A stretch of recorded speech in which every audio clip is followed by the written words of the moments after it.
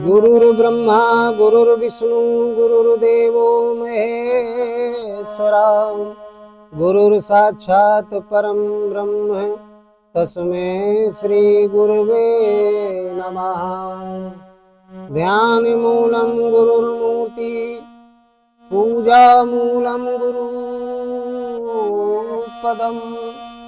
मंत्रमूलं गुरुर्वाक्यं मोक्षमूलं गुरुकृपा।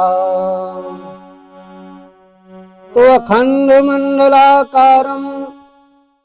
व्याप्तं येन चराचरं तत्पदं दर्शितं येन तस्मै श्री गुरुवे नमः। भवानी शंकरो वंदे श्रद्धा विश्वास रूपिणो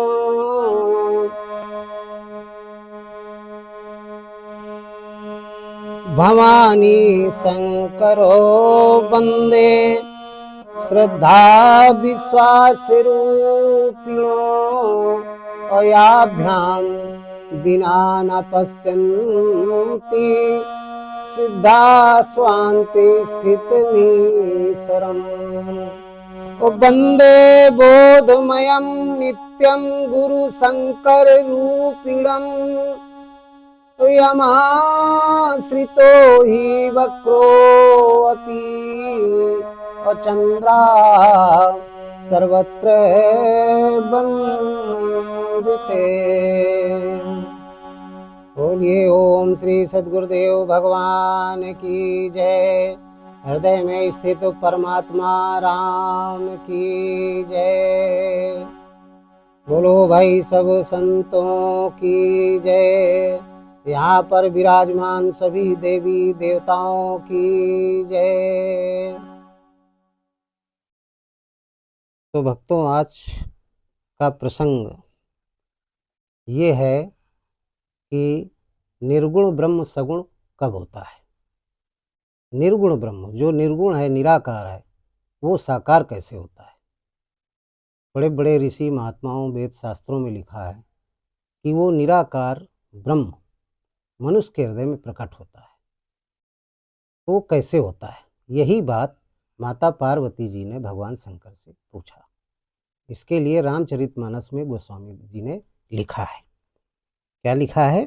पूछती हैं, क्योंकि पिछले जन्म में सती का उनका जन्म था, तो उन्होंने यही भगवान श्री राम जी को देख करके प्रश्न किया था कि ये कौन है। तो चूंकि तत्वदर्शी सदगुरु थे भगवान शंकर, तो जो तत्वदर्शी होता है वो परमात्मा को पहचान जाता है। अब पहचानने में इतना टाइम क्यों लगता है? क्योंकि वो परमात्मा जो निराकार है, जिसको कहते हैं बिन पद चले सुनाए बिन काना कर बिन काज करे विधिनाना आनंद रहित सकल रस भोगी बिन बाणी बक्ता बड़ जोगी तन बिन परस नयन बिन देखा ग्रही घ्राण बिन बार यशेखा असब भांति अलौकिक करनी महिमा जासु जाय नहीं बरनी जाय न जानत वेद बुध जाय धराय मुनि ध्यान सो दशरथ सुत भगत हित कौशलपति भगवान। ऐसा निराकार ब्रह्म, वो निराकार ब्रह्म जब कोई साधक तपस्या करता है, नाम का जप करता है, तो उसके हृदय में वो प्रकट हो जाता है। लेकिन वो जिसके हृदय में प्रकट होता है वो मानव ही होता है, वो देहधारी मानव होता है, उसके हाथ पैर सब कुछ होते हैं, लेकिन निराकार के कोई हाथ पैर नहीं होते।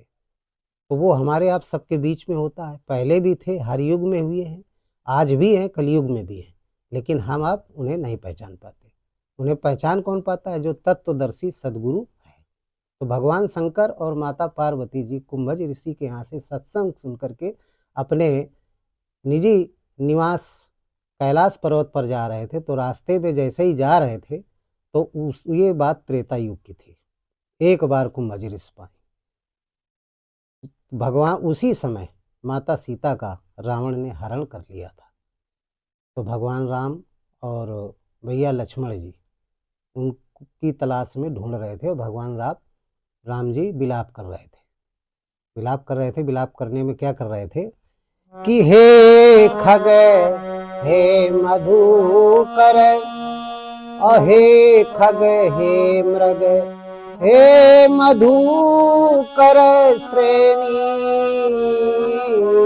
और तुमने देखी सीता मृग नैनी।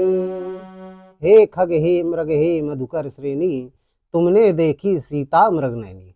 इस तरीके से पेड़ पौधों से, वृक्षों से, शाखाओं से, डालियों से, पशु पक्षियों से, वन में जितने निवास करने वाले जीव जंतु पेड़ पौधे थे, सबसे वो ये पूछ रहे थे कि आप लोगों ने हमारी प्रिया सीता जी को देखा है। तो ये विलाप कर रहे थे, रो रहे थे। उसी समय भगवान शंकर सत्संग सुन करके कैलाश जा रहे थे, तो आकाश मार्ग से उसी रास्ते से निकले। तो जैसे ही भगवान शंकर ने देखा श्री राम जी को, तो प्रणाम किया। क्योंकि ये तत्वदर्शी सद्गुरु थे, तो इन्होंने तो पहचान लिया। लेकिन सती जी क्या थी? इनकी योग माया थी, वो नहीं पहचान पाई। तो इन्होंने पहचाना भगवान शंकर ने और उनको प्रणाम किया। प्रणाम जैसे ही किया तो माता और इसके बाद इतने प्रसन्न हो गए कि उनके आंखों में अश्रुधारा बहने लगी, गदगद हो गया शरीर। ये जब दशा देखी माता पार्वती जी ने कि यहाँ इन राजकुमारों को देख करके हमारे भोले भंडारी जी इतने प्रसन्न हो गए और इनको प्रणाम किया, तो ये कौन है? क्या ये हमारे भोले भंडारी यानी भगवान शंकर से बड़े हैं? भगवान शंकर को तो पूरा संसार पूछता है। शंकर जगत बंद जगदीशा, सुर नर मुनि सब नामई सीसा। सारे देवी देवता इनको नमन करते हैं, लेकिन ये किसको नमन कर रहे हैं? यदि विष्णु जी होते तो वो भी इनके समकक्ष थे, तो उनको कैसे प्रणाम करेंगे? अपने समकक्ष वाले को कोई प्रणाम नहीं करता है, हाथ मिलाता है, राम राम नमस्कार कर लेता है, लेकिन स्तुति नहीं करता है। ये तो स्तुति करने लगे। और यदि कोई ब्रह्म है तो ब्रह्म मनुष्य धारण नहीं कर सकता। क्यों? क्योंकि उसका कोई हाथ पैर कोई स्वरूप नहीं होता, वो नाम और स्वरूप से अनामी है, तो ब्रह्म भी नहीं। तो ये कौन है? उनके मन में शंका हो गई। काफ़ी देर विचार करती रही, अंत में उन्होंने भगवान शंकर से पूछ ही लिया। तो भगवान शंकर ने कहा, ये मेरे इष्ट देव हैं, जिनका मैं नाम रात दिन जपा करता हूँ। आप ही तो कहते हैं, तुम पुनि राम राम दिन राति, सादर जपो अनंग राति।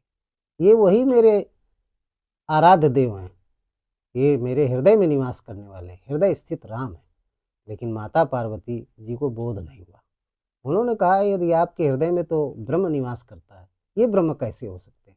नहीं, उन्होंने कहा, ये जो श्री राम जी हैं ये ब्रह्म ही हैं।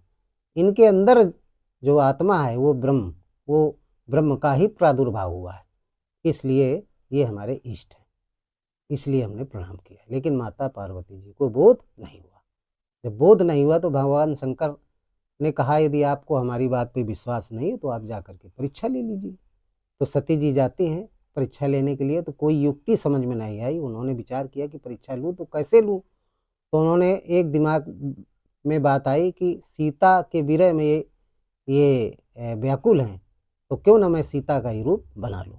तो उन्होंने तुरंत सीता का ही रूप बनाया और जिस रास्ते से भगवान श्री राम जी और भैया लक्ष्मण आ रहे थे, उसी रास्ते में आगे खड़ी हो गई। जैसे ही भगवान राम ने और लक्ष्मण ने देखा, तो लक्ष्मण जी ने देखा तो थोड़ा भ्रमित हुए, लेकिन भगवान राम ने देखा तो वो पहचान गए, क्योंकि वो ब्रह्म थे। उनके अंदर ब्रह्म का प्रादुर्भाव हो गया था। तो जब जिसके अंदर ब्रह्म का प्रादुर्भाव हो जाता है, जिसकी आत्मा जागृत हो जाती है, वो ईश्वर तुल्य हो जाता है। उसके हृदय में 8 सिद्धि 9 निधि और 6 ईश्वर सभी के सभी आ जाते हैं। वो ईश्वर तुल्य हो जाता है। जो जाने सो देव जनाई जाना, तुम्हें तुम्हें हो जाएगा, परमात्मा तुल्य हो जाता है। तो भगवान श्री राम जी वही हृदय स्थित राम हो गए और उन्होंने पहचान लिया। जैसे ध्यान किया तो उनको मालूम हो गया कि ये तो भगवान शंकर की पत्नी सती जी है। उन्होंने प्रणाम किया और अपना जो परिचय दिया पिता के नाम के साथ दिया। और इसके बाद पूछा कि आप कहाँ माता घूम रही हैं, भगवान भोलेनाथ कहाँ पर है। जैसे प्रश्न किया तो माता सती जी के धक्का लगा हृदय में, और वो समझ गई कि ये मुझे पहचान गए। तो मारे शर्म के कारण आंख मूंद करके बैठ गई। जैसे आंख मूंद करके बैठी तो उन्होंने अपना पूरा दिखा दिया, तमाम देवी देवता ब्रह्मा विष्णु महेश उनकी सेवा कर रहे हैं। जिधर देखती हूँ उधर ही अनेकों ब्रह्मा, अनेकों विष्णु, अनेकों इंद्र, अनेकों प्रकार के देवता सब उनकी सेवा कर रहे हैं। लेकिन राम का जो रूप था वो हर जगह एक ही था। तो ये उनको भ्रम हो गया था।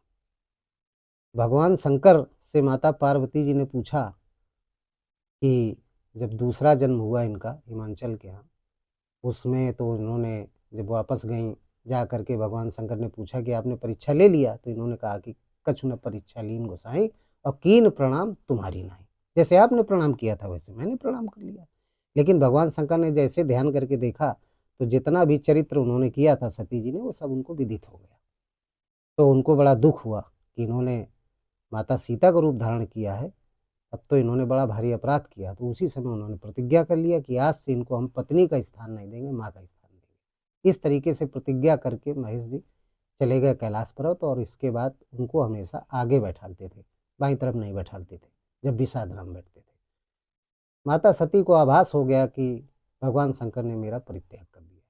उसी समय उनके पिताजी दक्ष ने यज्ञ का आयोजन किया था। उस यज्ञ में सारी बहनें, सारे रिश्तेदार गए थे। माता सती ने भी कहा हम भी जाएंगी। भगवान शंकर ने एक दो बार मना किया लेकिन ये नहीं मानी। तब उन्होंने कहा कि आप जाइए। गई, वहाँ भगवान शंकर का सम्मान नहीं देखा कि इनका कोई सम्मान नहीं, कोई स्थान नहीं, तो मारे क्रोध के उस अग्नि में जल गई। इस तरीके से शरीर उन्होंने त्याग दिया। दूसरा उनका जन्म हिमांचल के यहाँ हुआ, पार्वती बनी। लेकिन मन में एक प्रश्न बना रहा, शंका बनी रही। उसी शंका के लिए एक बार ये अमरनाथ गुफा में बैठे हुए थे, जहाँ आज के युग में अमरनाथ गुफा एक ये हिमालय में है। वहाँ बैठे हुए थे, सुंदर स्थान था, एकांत स्थान था। तो जब सुंदर स्थान देखा, सुंदर अवसर देखा, तो माता पार्वती जी ने प्रश्न कर दिया, विचार किया। बोले कि प्रभु मैं एक बात पूछना चाहती हूँ। भगवान शंकर ने कहा अंबिके पूछिए। तो उन्होंने कहा प्रभु आप मुझ पर प्रसन्न हैं? बोले नहीं, बिल्कुल प्रसन्न है, आप पर हम कब अप्रसन्न रहते हैं। तब उन्होंने प्रश्न किया कि प्रभु ये बताइए कि जो निर्गुण ब्रह्म होता है वो सगुण कैसे होता है? ये बात मेरी समझ में नहीं आई। और यदि मेरी बात समझ में उस जन्म में भी नहीं आई थी, क्योंकि मैं निर्गुण ब्रह्म जो सगुण हुआ, जो मनुष्यधारी होता है, उसको मैं नहीं पहचान पाई। आप पहचान गए थे और मैं नहीं पहचान पाई, इसलिए मैंने उनकी परीक्षा ली। अपराध हो गया जिसका मुझे दंड मिला। तो प्रभु कृपा करके इस जन्म में मुझे बता दीजिए कि निर्गुण ब्रह्म सगुण कैसे होता है। भगवान शंकर हंसने लगे और उन्होंने कहा कि अय पार्वती तुम्हारा प्रश्न बड़ा गूढ़ है, बड़ा ही गूढ़ प्रश्न है। और बोले ठीक है हम बता रहे हैं। गूढ़ो तत्व न साधु दुरावे आरति जब अधिकारी पावर, इसलिए मैं आपको बताऊंगा। तो माता पार्वती कहने लगी, गोस्वामी जी ने लिखा है कि प्रथा में जो कारण कहा हुआ विचारी और निर्गुण ब्रह्म है सगुण भपुधारी। हे स्वामी कि प्रथा में जो कारण कहा वै बखानी और कहा वै विचारी और निर्गुण ब्रह्म है सगुण भपुधारी। पहला मेरा प्रश्न ये है, मेरी पहली शंका ये है कि प्रथम जो कारण कहो विचारी निर्गुण ब्रह्म सगुण बपुधारी। हे प्रभु आप ये बताएं कि निर्गुण ब्रह्म सगुण कैसे होता है। तो भगवान शंकर ने कहा, हे अंबिके मैं आपको बता रहा हूँ, आप ध्यान से सुनिएगा। यही अमर कथा थी और यही अमर कथा उन्होंने सुनाया और उनको आगाह किया कि आप चित्त लगा करके सुनिएगा। माता पार्वती जी सुनने लगी, भगवान शंकर सुनाने लगे। अब उन्होंने कहा कि देखिए पार्वती, हर युग में जितने महापुरुष हुए, जितने परमात्मा तुल्य हुए हैं, सबकी एक ही विधि है। कहने लगे कि जब कोई साधक, साधक माने जो भजन करने वाला है, मनुष्य देहधारी है, वो साधक के अंदर जब ग्लानि हो जाती है कि हमें उस परम तत्व परमात्मा की प्राप्ति करना है, तो वो बड़ा दुखी होता है। जैसे मनु महाराज दुखी हुए थे, काफ़ी समय निकल गया था, सांसारिक भवबंधनों में फंसे रहे, माया में फंसे रहे। अंत में उनको आभास हुआ कि हमने सारा जीवन अपना बर्बाद कर दिया, अब मुझे परम पिता परमात्मा का भजन करना चाहिए, उनकी खोज करना चाहिए। हृदय बहुत दुख लाग, जन्म गयो हरि भजन बिन, होए न विषय विराग, भुवन बसत बा चौथपन। इसके बाद वो फिर तपस्या करने गए, और तपस्या करने के बाद तपस्या किया तो उनको वरदान मिला कि आपके घर में हम जन्म लेंगे पुत्र बन करके। तो वही हुआ त्रेता युग में, राजा दशरथ के पुत्र हुए श्री राम जी, और उनके हृदय में ये निर्गुण ब्रह्म प्रकट हुआ, तो वो सारे संसार में भगवान के नाम से जाने जाते हैं। यही घटना भगवान बुद्ध के साथ हुई, यही घटना भगवान कृष्ण के साथ हुई, और यही घटना भगवान महावीर जी के साथ हुई। जितने भी तत्वदर्शी सदगुरु भगवान हुए हैं, सबके साथ वो यही घटना हुई, सबके हृदय में वो प्रकट हुई। जिसके जिसके हृदय में प्रकट हो गए वो निर्गुण से सगुण परमात्मा हो गया। तो माता पार्वती ने प्रश्न किया कि प्रभु ये बात तो ठीक है, लेकिन आप थोड़ा ये बताएं कि वो निर्गुण ब्रह्म सगुण मनुष्य के अंदर कैसे प्रकट होता है, उसकी विधि क्या है, कैसे प्रकट होता है, ये थोड़ा सा बताएं। तो भगवान शंकर ने बताने लगे। उन्होंने कहा कि जब भगवान के प्रति किसी अनुरागी भक्त या भजन करने वाले का अनुराग, उसकी जिज्ञासा बढ़ जाती है कि हमें भगवान को प्राप्त करना है, तो उसकी तलाश में वो सोचने लगता है, मनन करने लगता है और घूमने लगता है। लेकिन जब परेशान हो जाता है, भगवान जान जाते हैं कि मेरा अनन्य भक्त है, तो भगवान उस पर कृपा कर देते हैं। कृपा में क्या होता है, कैसी कृपा होती है, या तो इस संसार में जो विद्यमान तत्वदर्शी सदगुरु हैं उनके पास वो पहुंच जाएगा, या फिर तत्वदर्शी सदगुरु जो ईश्वर तुल्य हैं, जिन्होंने भगवान का दर्शन किया है, वो तत्वदर्शी संत उस साधक के घर में आ जाते हैं। और जैसे आए तो फिर वो साधक को नाम जप की विधि बताते हैं और साधना बताते हैं कि आपको ये साधना कैसे करना है, कैसे नाम जपना है। तो ये बिना सदगुरु की कृपा से नहीं हो सकता है। माता पार्वती ने फिर प्रश्न किया कि प्रभु इसको विस्तार में बताएं, वो साधना कैसे की जाती है। तब भगवान शंकर ने बताया। कहने लगे, पहले नाम का श्वास प्रश्वास का जप। जो साधना की विधि है 4 प्रकार की है, वैखरी, मध्यमा, पश्चंती और परा। वैखरी, मध्यमा, पश्चंती और परा।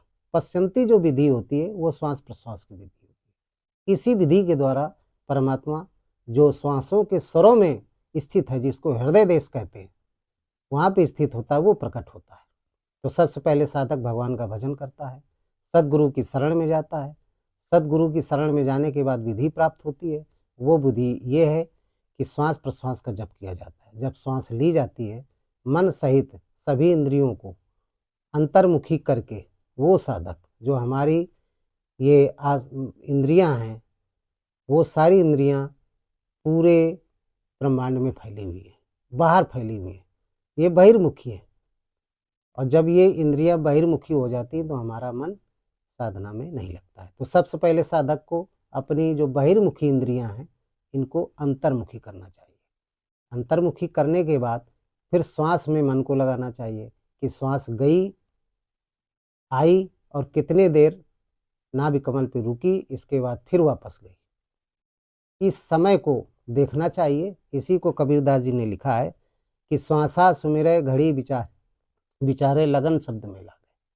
श्वास का सुमिरन करो, समय का ध्यान रखो, और ये लगन लगी रहना चाहिए भगवान के नाम पर। तो श्वास का जप करना चाहिए, और भगवान का जो नाम है, जो सदगुरु ने दिया है, राम या ओम, यही 2 नाम श्वासों में चलते हैं और तीसरा कोई नाम नहीं चलता है।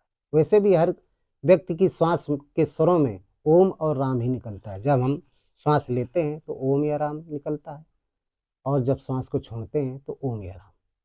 तो जब सदगुरु इन दोनों नामों में से कोई एक नाम अपने भक्त को दे देता है, और जब वो भक्त श्वासों के माध्यम से नाम का जप करता है, मन सहित इंद्रियों का निरोध करके, तो भगवान उसके हृदय में प्रकट हो जाते हैं। और जिस साधक के हृदय में प्रकट हो जाते हैं, वही साधक सगुण परमात्मा हो जाता है। इसी विधि से, इसी विधि को भगवान बुद्ध ने किया। तो वो एक साधारण इंसान थे, एक राजा के पुत्र थे, वो भगवान हो गए। इसी विधि को भगवान महावीर ने किया। वो भी एक इंसान थे और उनके अंदर जब वो निरंकारी परमात्मा, निर्गुण परमात्मा प्रकट हो गया तो ये साकार ब्रह्म हो गए, साकार परमात्मा हो गए। यही विधि श्री राम जी के साथ हुई, यही विधि से श्री कृष्ण भी भगवान बने, इसी विधि से श्री राम जी भी बने भगवान। सभी इसी विधि से भगवान बनते हैं, साकार भगवान बनते हैं, सगुण परमात्मा बनते हैं। आज भी हमारे सब के बीच में सगुण परमात्मा है, लेकिन हम आप नहीं जान पाते हैं, बिना सदगुरु की मदद से नहीं जान पाते हैं, आज भी है। तो सगुण परमात्मा जो होता है वो एक इंसान होता है, मानव शरीरधारी होता है। अन्य किसी धारी जो अन्य प्राणी हैं शरीरधारी, भैंस, बकरी, कीड़ पतंगे, इनमें ये व्यवस्था नहीं होती है, उनमें ये शक्ति नहीं होती। केवल मानव शरीर में ही ये सब कुछ होता है, क्योंकि मानव शरीर ज्ञानवान है, उसके अंदर विवेक है, वैराग्य है। अन्य पशुओं में ये चीज़ नहीं है। इसलिए जब भी हृदय में प्रकट होता है तो मानव शरीर के ही अंदर प्रकट होगा। इसी को गोस्वामी जी ने, इसीलिए गोस्वामी जी ने मानव शरीर के बारे में बहुत अच्छा लिखा। क्या लिखा है कि बड़े भाग मानुष तने पावा, असुर दुर्लभ सदग्रंथ निगावा। और बड़े भाग मानुष तन पावा। जब मानव शरीर मिल गया तो लोग इसका बड़ा दुरुपयोग करते हैं, लेकिन सदुपयोग करना चाहिए। किस लिए मिला है? भगवान को प्राप्त करने के लिए, भगवान तक पहुंचने के लिए। ये शरीर ही भगवान तक पहुंचाता है, ये साधन है। साधन धाम मोक्ष कर द्वारा, अपाए न जेहि परलोक समारा। तो बड़े भाग मानुष तने पाया, असुर दुर्लभ सदग्रंथ निगाया।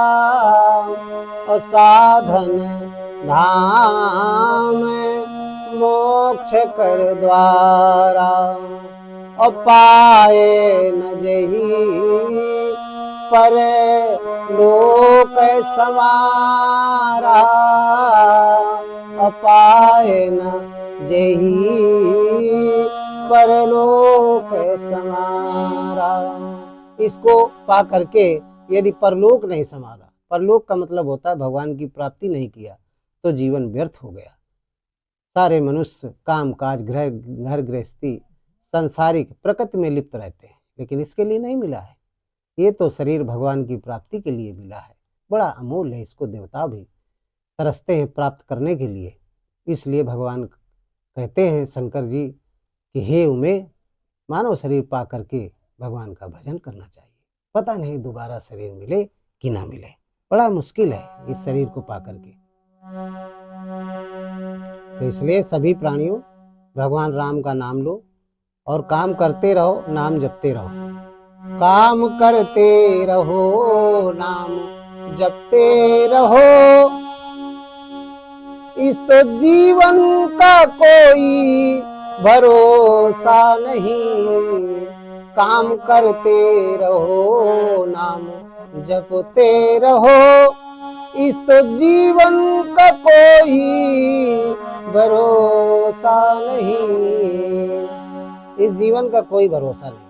काम करते रहिए संसारिक और भगवान का नाम लेते रहिए। जीवन का कोई भरोसा नहीं, पता नहीं कब ये शरीर छूट जाए।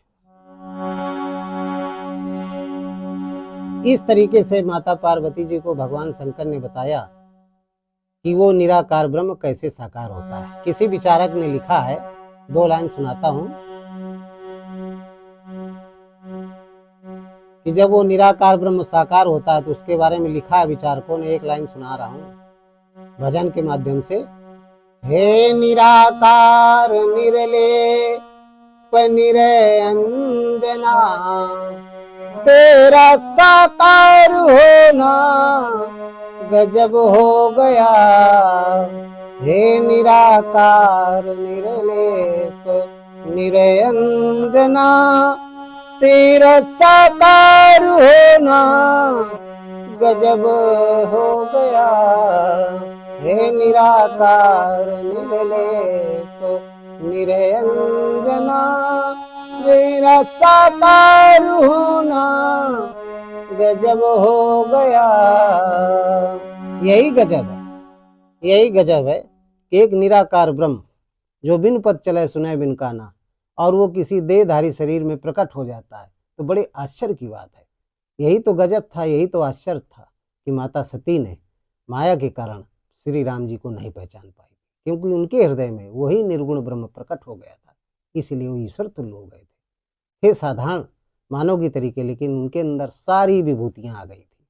तो जो तत्वदर्शी संत थे वही जान पाते थे कि ये भगवान श्री राम जी ब्रह्म है, सब कोई नहीं जान पाता था। अरे यहाँ तक बड़ी बड़ी बात है कि माता पार्वती जी जो भगवान शंकर की पत्नी है वो तक नहीं जान पाई थी, तो हम आप कैसे जान पाएंगे। इसी संसार में आज भी सगुण परमात्मा है, लेकिन हम आप लोग माया के कारण उनको पहचान नहीं पाते।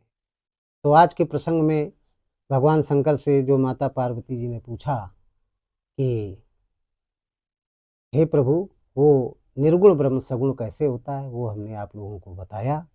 आप लोग समझ गए होंगे, इसलिए कहीं ध्यान न लगा करके हृदय स्थित राम पर ध्यान लगाइए, भजन करिए। जो भी आपको 10-20 मिनट 15 मिनट शाम सुबह समय मिले वो आप राम राम जपिए, वैखरी के माध्यम से जपिए, आप जोर जोर से जपिए।